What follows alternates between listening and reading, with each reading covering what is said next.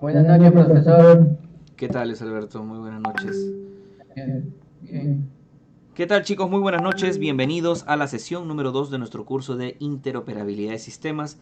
Tal como les había comunicado en una sesión anterior, vamos a tratar y abarcar diferentes aspectos entre la interrelación de diferentes sistemas, los cuales permiten que se logre un correcto uso de la informática en general. El tema de hoy que vamos a abarcar es el tema de las redes informáticas, que es un punto de partida para poder conversar sobre muchos aspectos, y no solamente de una parte técnica, sino también del tema de hardware, tema de web, todo ámbito, la nube, todo está en base a este tema. Si nosotros podemos concretar, pues yo creo que podemos lograrlo sin ningún inconveniente. ¿Correcto? Cuando hablamos de redes informáticas, hablamos de la composición física que se logra para que se pueda conectar una computadora a Internet. Hablar de Internet es un término sumamente grande, inmenso, pero que se puede, pero que puede abarcar tanto lo físico como lo lógico, ¿no? Cuando hablamos de lo físico, es que nosotros conocemos a Internet simplemente desde un navegador. Tú estás muy familiarizado, como por ejemplo ingresar a redes sociales, ingresar a páginas de juegos, ingresar a aplicaciones como WhatsApp Web, Netflix, etcétera. ¿No? Para nosotros ese es el Internet tradicional. Pero físicamente son cables, físicamente son computadoras en diferentes destinos, son servidores, son antenas, son múltiples dispositivos que pueden ayudarte a mejorar. Entonces, yo creo que este punto original, este punto de origen, nos va a ayudar mucho para poder dominar los diversos temas que se van a hablar. Entonces, una red de computadoras o una red informática es el conjunto de recursos informáticos que están conectados entre sí, ¿correcto? Por medio de cable, por medio de transporte de datos, como pueden ser las ondas electromagnéticas. ¿Para qué? Para poder compartir diferente tipo de información o recursos. Y esto va a permitir que el costo reduzca. Por ejemplo, si yo no utilizo una red en un ámbito de oficina, imagínate, yo tendría que estar comprándole, ¿no? Imagínate que tengo en una oficina a 10 personas. Si yo no tuviese la calidad o el punto de red, yo tendría que comprarle a cada uno una impresora. Imagínate, comprarle a cada uno una impresora. ¿No? Porque simplemente la persona no sabe conectar una impresora en red. Entonces, desde ahí ya vemos algunos detalles informáticos. Entonces, la red simplemente son la capacidad de colocar en conjunto diferentes elementos entre sí, pero con el objetivo de poder reducir. Ese es el objetivo general. ¿Correcto?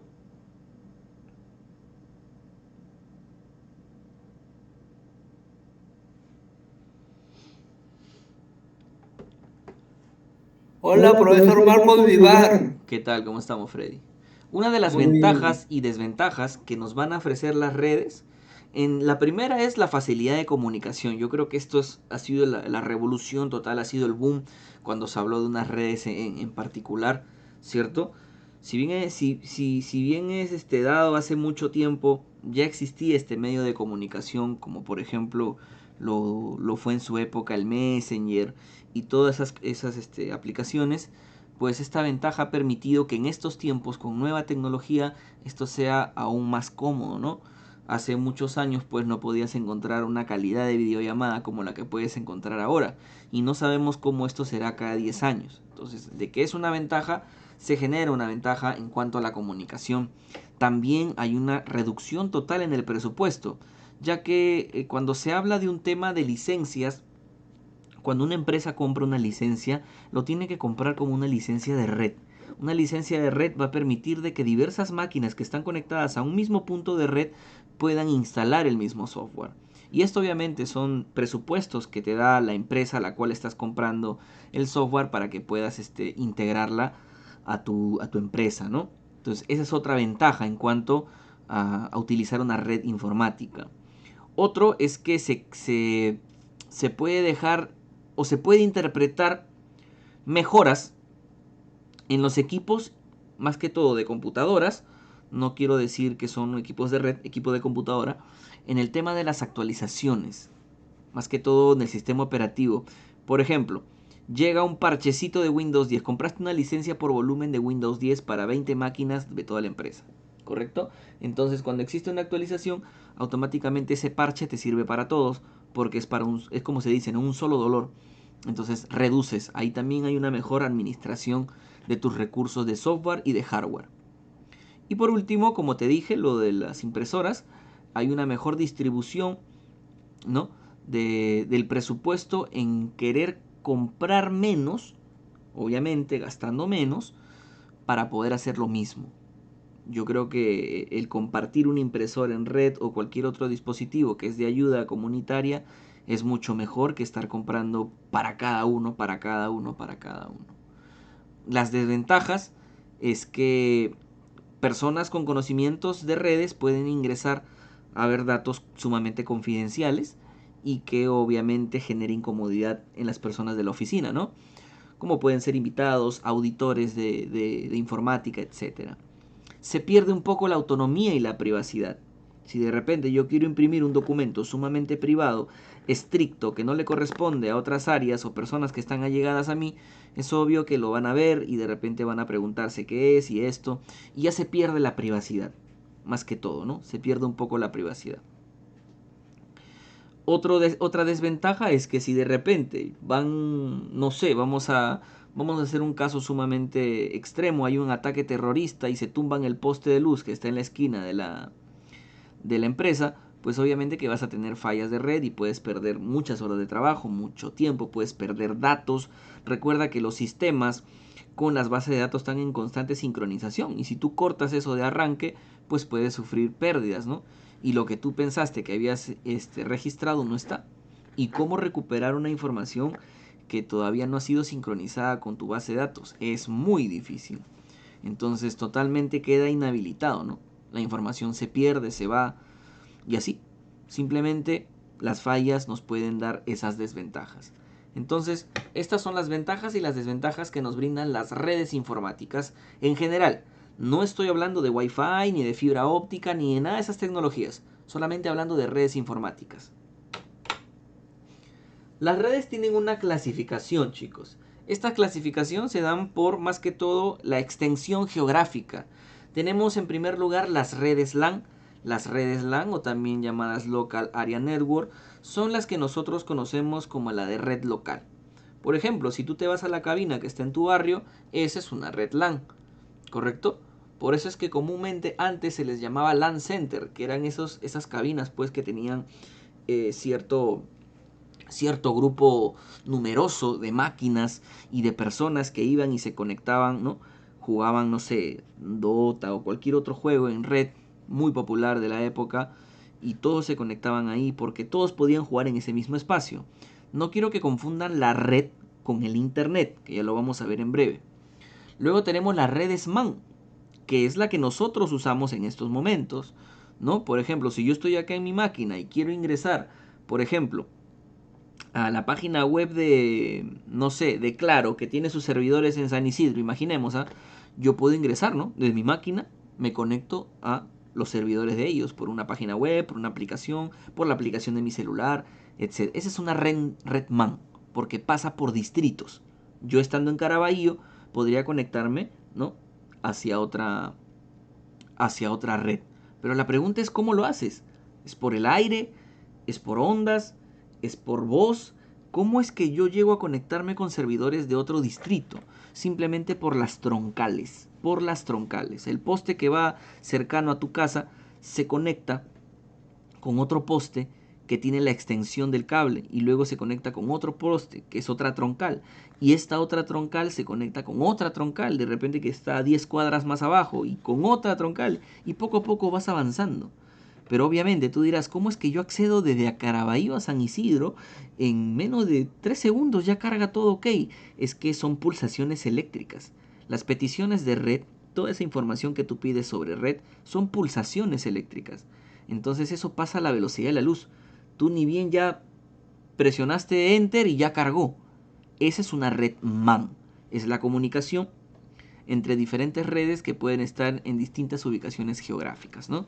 Y luego tenemos pues la más grande, que es la Red One, la Wide Area Network, que es un área ya completamente intercontinental, ¿no? ¿Cómo es posible que Perú pueda ingresar a páginas, por ejemplo, de China? ¿Cómo es posible que Perú pueda ingresar a páginas de República Dominicana o de cualquier otro país que se puede denotar lejano? Esto es porque, de la misma manera, tú dirás, profe, pero tú me has dicho que cuando son entre distritos o entre zonas existen las troncales. Bien, profe, entiendo lo de las troncales. Pero para otro país, ¿cómo sería? Para otro país sumamente lejano, chicos, se trabaja con cables subterráneos. Aunque ustedes no lo crean, por debajo del mar hay una tecnología tremenda, una tecnología técnica sumamente pesada, donde pasan millones de cables y nos podemos conectar. Así es. No pienses que el internet es magia, que tú truenas los dedos y que van a aparecer miles de cosas porque tú lo dices. Nada que ver, chicos. Detrás de todo este mundo de la red hay una infraestructura técnica, hay una infraestructura lógica y hay una infraestructura humana que trabaja con todo esto. ¿Correcto? Vamos a ir desglosando cada una de estas redes. Entonces la red local es la que nosotros... Profesor, una consulta. Dime, Freddy. ¿Y cómo gestionaron los cables en ultramar? Yo imagino que debe ser una cuestión ya de Estado. No te podría dar a ciencia cierta cómo lo hacen, bajo qué requerimientos, porque debe ser estrictamente privado. No es una información que la tienen tan abierta, pero sí lo que se sabe es que los tienen por debajo del mar y que existe gente especializada que trabaja para evitar problemas y todo lo demás. Más que todo es parte de la comunicación y reserva del Estado, pero que tienen ahí involucrados con los proveedores que nosotros conocemos, ¿no?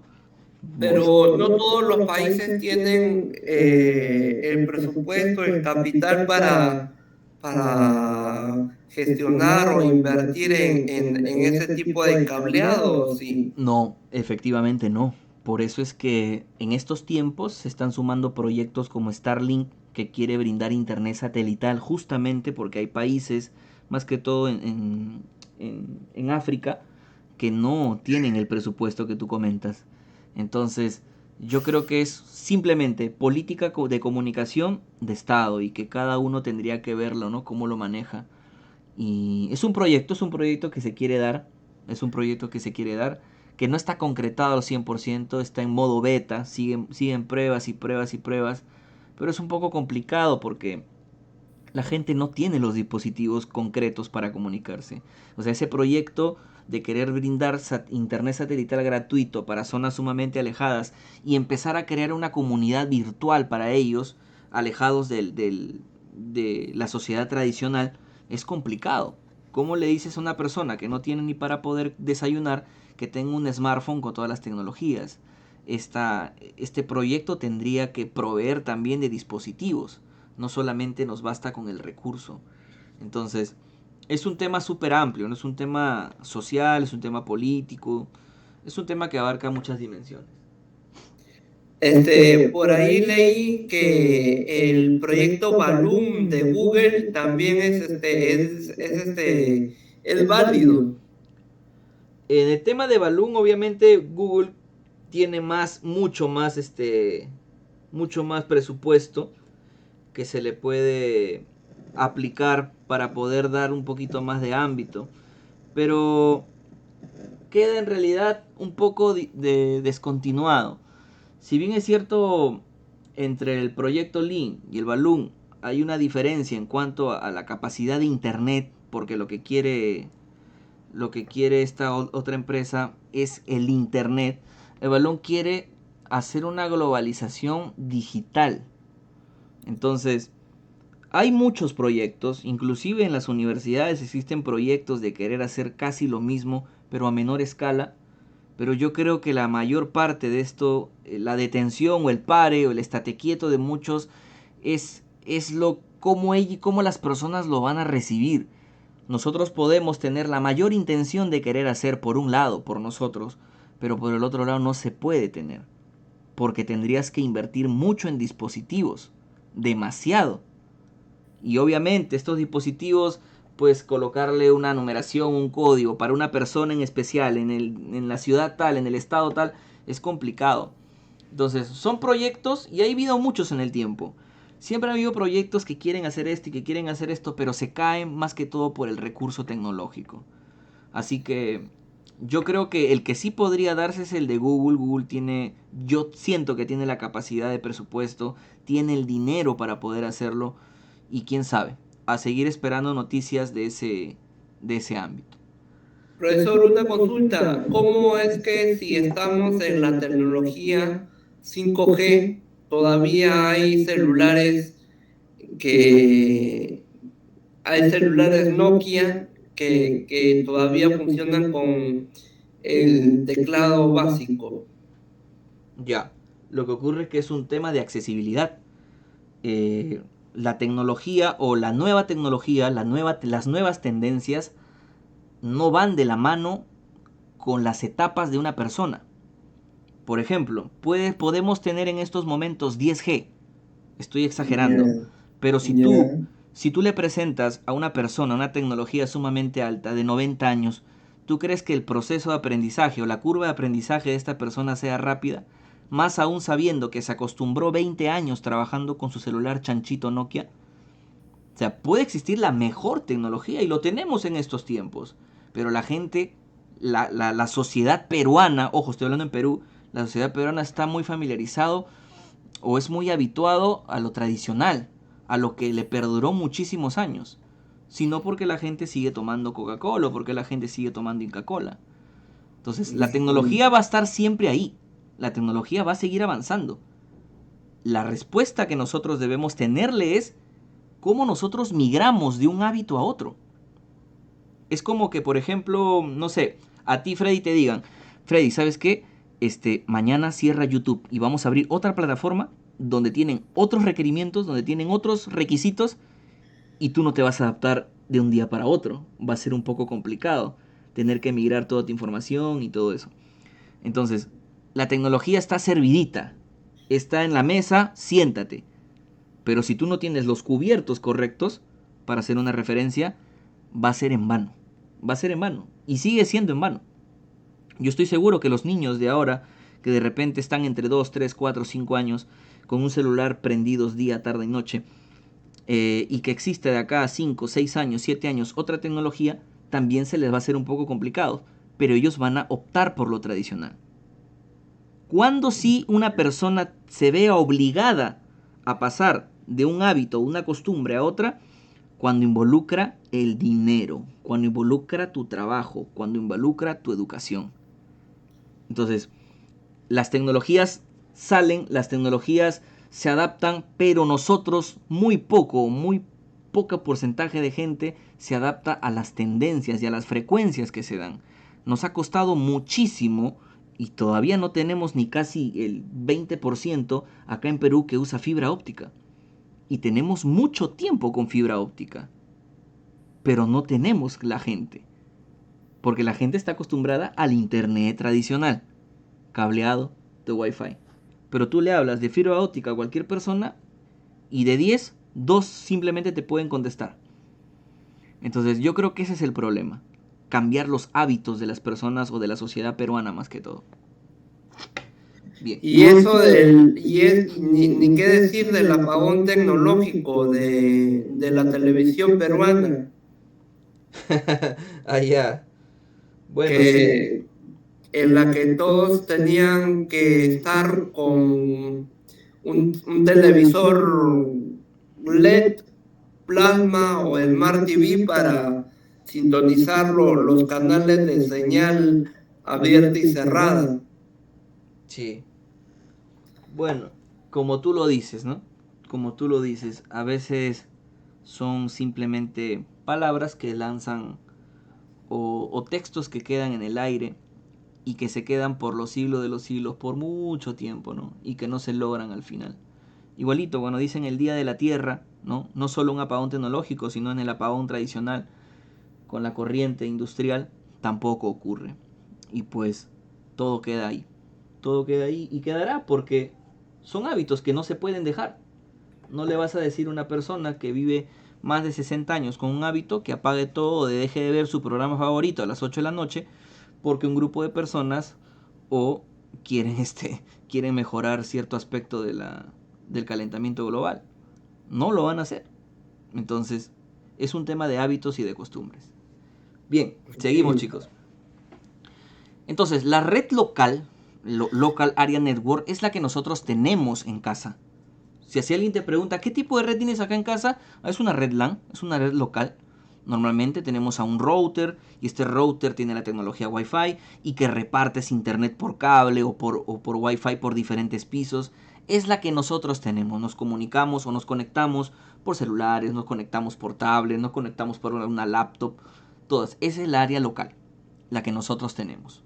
¿Correcto? Pero que no pasa de un edificio. ¿Correcto? No pasa de eso. Ya cuando tú pasas un poco más entre diferentes zonas, distritos, etcétera, ya es red, perdón, ya es una red de área metropolitana, ¿correcto? Y esto es lo que permite la conexión de diferentes redes LAN. Acá es lo que yo te estaba mostrando. Para que se conecte un distrito con otro, pasan por troncales, pasan por los cables que tú ves en la parte de arriba, ¿no? Todos esos cables de red pasan y se conectan. A ver, tú corta uno y se cae todo. Por eso dicen, hubo un fallo en la troncal. O un carro pasó y atropelló y botó, hizo desperfectos en la base del cemento del poste y se cayó. No va a haber red. Entonces, todos esos detalles se ven acá en la red MAN, ¿correcto? Normalmente es de 50 kilómetros. En teoría se le conoce como 50 kilómetros a la redonda, que es una red MAN, y estas red MAN se conectan con otras red MAN y así consecutivamente, ¿no? Y nadie se desabastece de internet o de conexión. Y por último tenemos las redes WAN, que son las más grandes, que son entre países, entre continentes, etcétera. Y como te dije, ¿no? Puede trabajar con satélites, que es muy bajo en probabilidad que pueda ser una tecnología preponderante. No lo veo así. No lo veo muchos años. Los cables interoceánicos son los que se conocen, los que por teoría se conocen, como les dije, las señales de radio, etcétera, etcétera, ¿no? Entonces, esto es un bosquejo más que todo de lo que es el Internet en general. El Internet. Luego tenemos otras redes que no son catalogadas como tipos directamente, pero que sí las voy a nombrar para que tú tengas el conocimiento. Tenemos una red privada que se le conoce como intranet. Ojo, Internet es de manera pública y el intranet es un poco más privado. Se utiliza más para sectores educativos, sectores empresariales, donde se manejan perfiles, donde se manejan documentos, donde esta persona no los puede llevar a público, sino que se quedan ahí mismo, como por ejemplo la intranet de CPA. Tú tienes tu usuario, tienes tu contraseña y tienes tu propio sistema, información que solo ves tú, ¿cierto? A diferencia de una publicación que puede estar de repente en algún perfil público de Facebook y que cualquier persona lo puede ver, ya sea compartido, ya sea porque le apareció. Ahí vemos una diferencia entre Internet y la intranet, ¿correcto? ¿Cuál es la característica principal del intranet? Que tiene un usuario y contraseña. En pocas palabras, tiene una autenticación de acceso. Y es ahí donde hablamos ya de la red de redes, la mayor, la que nosotros utilizamos, y es el Internet. El Internet es un conjunto de redes MAN, es un conjunto de redes MAN y de redes WAN que se interconectan entre sí para nosotros poder utilizar sus recursos, ¿no? Por ejemplo, cuando nosotros ingresamos, chicos, a la página web de tal empresa, no sé, incafarma.com, tú te estás conectando a sus servidores. Y ese servidor está, obviamente, en el Internet, está libre, está con puerta de acceso público. Y es por eso que nosotros lo podemos ver. De la misma manera, si nosotros nos queremos conectar a un servidor de juegos, ¿no? O por ejemplo, una sala de juegos donde esperamos a los participantes, estás en Internet. Te estás conectando con tu puerta a otros elementos. A eso se le conoce como Internet. Entonces el Internet no es un recurso lógico, no es un recurso donde yo busco y yo consulto, no solo es eso, sino que detrás hay una infraestructura técnica, que es la que estás viendo en pantalla, ¿no? Gracias a esta infraestructura técnica nosotros podemos ingresar al internet. Bien, quiero que veas por acá un pequeño videíto. Acompáñame a ver este video, por favor. ¿Qué es internet? Vamos a aumentarle un poquito el tamaño. Ahí está. ¿Qué es internet? La usamos para hacer de todo, desde comunicarnos a trabajar, desde aprender a entretenernos. Pero quizás nunca pensaste, ¿qué es internet? El nombre internet proviene del inglés Interconnected Networks, que quiere decir redes interconectadas. Internet contiene el ciberespacio, que es justamente un espacio generado por computadoras, teléfonos, tablets, electrodomésticos, autos y otros dispositivos y máquinas conectadas alrededor del mundo por medio de cables. Estos cables pueden ser de fibra óptica o de cobre, pero también existen las conexiones inalámbricas, es decir, sin cables. Las conexiones permiten transmitir información codificada en sistema binario, es decir, un sistema de numeración que solo comprende dos estados, ceros y unos, o prendido y apagado. Las computadoras, tablets, consolas de videojuegos y cámaras de fotos digitales utilizan este sistema para comunicarse e intercambiar información, por ejemplo, música, videos, textos o fotos. La primera conexión entre computadoras para conformar una red de alta velocidad entre organismos estatales y universidades fue en 1969. Este hecho marcó el origen de Internet. Uno de los servicios de las redes más exitosos fue la World Wide Web, o WWW, como la conocemos. La manera en la que un equipo nombra, almacena o manipula los archivos se conoce como sistema de archivos y está estrechamente vinculado al sistema operativo que utilices en tu computadora. La World Wide Web es un conjunto de documentos interconectados por medio de hipervínculos y direcciones a los que podés acceder a través de Internet utilizando un navegador.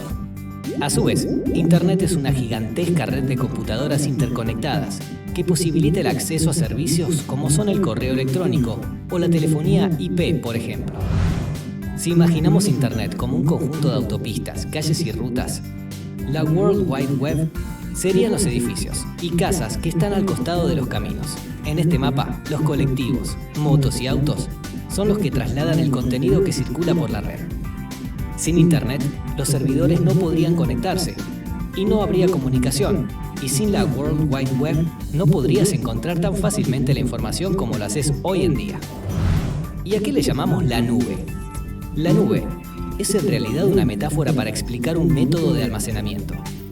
En la nube se guardan tus fotos, videos, textos y servicios como mails, mensajes o teléfonos. Esto lo podés hacer desde cualquier parte y sin necesidad de contar con hardware, memoria o espacio en disco. Los datos se guardan en un centro de datos donde existen miles de computadoras que alojan la información. Antes de la nube, todos tus documentos, archivos y datos debían almacenarse en una computadora. Con la nube también podés guardar todo en un lugar remoto. Esto te permite acceder a ellos por medio de una conexión a Internet en cualquier momento, desde cualquier dispositivo y desde cualquier lugar. Lo que hace la nube es favorecer el trabajo colaborativo, porque el mismo archivo puede ser compartido por muchas personas para trabajar de manera sincrónica o asincrónica. Muy bien, chicos, les he mostrado un pequeño videíto un poco más técnico, especificado sobre la tecnología del Internet en general, y nos hablan al final de un término llamado nube, que nosotros le vamos a dedicar una clase completa a la nube, o dos clases más que todo, más adelante, para que nosotros podamos comprender cómo trabajar la nube como servicio y como almacenamiento. Nosotros ya hemos dado algunas pinceladas, como por ejemplo el Drive, ¿no? El Drive nos permite trabajar la nube, pero como almacenamiento, como puro almacenamiento. Luego tenemos algunas aplicaciones online que nos permiten trabajar como la nube, pero como servicio. Bueno, esto ya lo veremos un poquito después. Simplemente quería que ustedes vean este pequeño video de apoyo, ¿correcto? Pero ¿cómo funciona todo esto? Ya conocemos el Internet, lo usamos tradicionalmente. Pero ¿cómo son las comunicaciones con las redes? Existen dos puntos. El primero es el cliente y por otro lado está el servidor. El cliente es aquella persona de tipo recurso que permite que tú puedas mandar una petición. Por ejemplo, si tú colocas ahorita www.youtube.com, te va a aparecer el portal principal de YouTube. Y si tú colocas el video, por ejemplo, no sé, colocas salsa 1990, lo que va a ocurrir es que el mismo YouTube te va a devolver una respuesta. Te lo devuelve. Y tú en la pantalla puedes ver el resultado. Y así estás en ese constante ciclo web de ver quién retorna lo que tú pides, ¿no? Mandas esto, te lo retorna, colocas en Google, no sé, los 5 mejores pintores de la década, y toda petición que tú le hagas te la va a devolver. Entonces, a esta comunicación se le conoce como cliente-servidor, ¿correcto? Pero esto es manejado mediante un protocolo. Tú, para poder comunicarte con una red o con otro servidor, te comunicas bajo un protocolo, y este protocolo se le conoce como TCP/IP o protocolo de control de transferencia, también llamado protocolo de internet, ¿correcto? Y es ahí donde nace el concepto de la dirección IP o dirección IP, Internet Protocol, ¿correcto? Que son los numeritos que identifican tradicionalmente a una computadora. Nosotros tenemos direcciones IP locales y tenemos una dirección IP pública. La dirección IP privada es la que nosotros manejamos acá dentro de nuestra computadora, pero también existe una dirección de salida de internet. Tú, teniendo tu router en casa o teniendo tu router inalámbrico, o si eres de las personas que se conecta que utiliza su celular como router, tienes una salida. Por ejemplo, mira, si yo quisiera saber la dirección IP de mi máquina, presiono Windows más R, ¿no? Presiono Windows más R y digito CMD, presiono Enter, y acá voy a digitar la palabrita mágica que se llama ipconfig, todo junto, sin espacios. ipconfig. Recuerda que puede ser escrito en mayúscula, minúscula, no pasa nada. Lo importante es que no coloques espacios. Lo único que te pide es no espacios. Ahí está, mira mi dirección IP.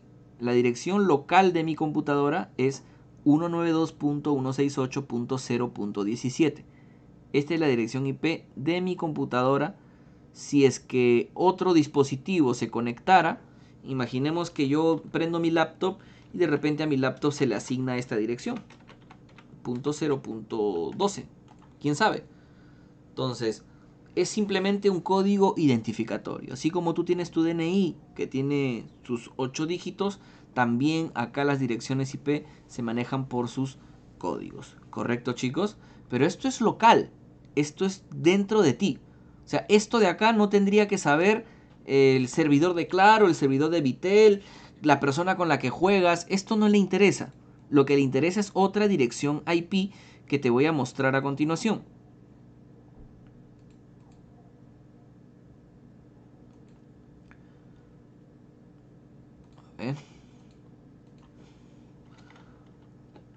Vamos a colocar un momentito.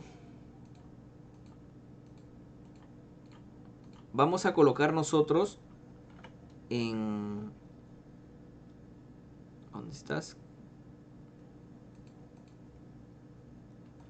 ¿Cuál es mi IP pública? Mira. ¿Cuál es mi IP pública? Le doy, por ejemplo, a este que se llama ¿cuál es mi IP? Le doy un clic. Y mira, esta es mi dirección. Esta es mi dirección. 45.232.195.195. Esta es la dirección IP de mi router. Este es de mi router, chicos. Esto viene de mi router. Entonces tenemos una IP pública, que es la que estás viendo acá, y tenemos una IP privada, que es la local, ¿no? Una IP local, que en mi caso es 192. A ver. 192.168.0.17, si mal no me acuerdo. Ahí está, miren la diferencia, ¿no? Esta dirección local le serviría a alguien que quiere jugar, no sé, Counter Strike conmigo mediante un cable, o con el router que tenemos acá en casa. Me conecto y podemos jugar sin problemas. Es una red local, ¿correcto? Pero esta IP pública es para yo poder conectarme a otros servicios. Gracias a esta dirección IP es que te pueden rastrear. ¿No has visto que a veces rastrean a las personas? Es por la dirección IP pública. Entonces, con esta dirección saben dónde está ubicado mi router, saben mi distrito, saben mi zona. Parte también de ahí sale la geolocalización y diferentes aspectos que se pueden conversar, ¿no? Entonces, esta es la dirección IP pública. Si yo conecto 20 dispositivos a mi Wi-Fi, todos tienen la misma dirección. Todos. Todos tenemos una misma dirección pública. En conclusión, para redondear, cada máquina o dispositivo de la red tiene su propio código. 192.168.0.17. Mi laptop tendrá el 16. Mi celular tendrá el 14. Mi otro celular tendrá el 11. El celular de mi tía tendrá el 8. El celular de mi mamá tendrá el 5, etcétera, etcétera. Pero todos los que se conectan a internet, estando en WhatsApp, en Facebook, en cualquier aplicación, todos tienen esta dirección IP. Todos tienen una sola puerta de salida. Imagínate, es como una casa inmensa que tiene 20 cuartos, pero todos ellos salen por la misma puerta. ¿Correcto, chicos? ¿Estamos bien? ¿Qué tal? ¿Cómo lo ven? Sencillo, ¿no? Son conceptos básicos que he estado conversando sobre las redes informáticas. Como te dije, este curso es un poquito pequeñito debido al tiempo y todo lo demás, pero poco a poco iremos viendo diversos temas. ¿Correcto, chicos? ¿Se pudo entender cierto conocimiento de las redes? Sí, profe. Muy bien. Sí, profe. No se duerman, chicos, ¿eh? Son las 11 ya, no sé. Bien tarde, ¿no? Pero bueno, es parte de... A ver. Bien, muchachos, vamos a tomar lista entonces. Vamos a parar la grabación.